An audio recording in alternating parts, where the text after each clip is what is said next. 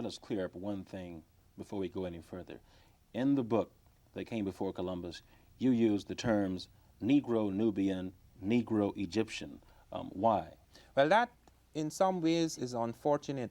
I found it necessary to use the word Negro. I no longer use it. I'm now the editor of the Journal of African Civilizations, and I use the word Africoid for, for African types, skulls, etc. The reason why I was forced to use the word I had been trained in European anthropology and archaeology.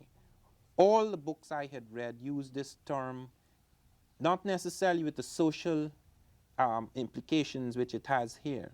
They use this term to separate Africoid types of people from Caucasoids or Mongoloid types, Asiatic and European types. Also, it is a word that has entered neutrally, without any social significance, in the languages of many people who do not have the same kind of prejudices as people in the Anglo-American and some of the Western nations who became colonial powers.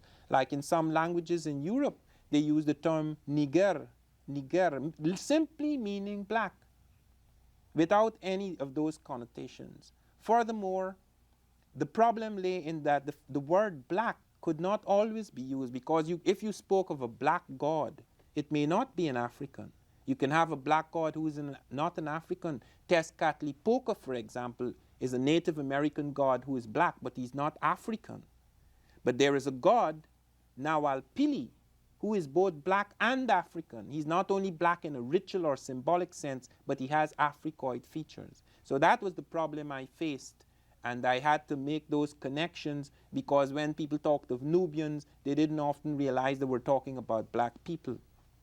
In the first few pages of They Came Before Columbus, you write about when Columbus himself heard about about Africans, the possibility of Africans having been here years before.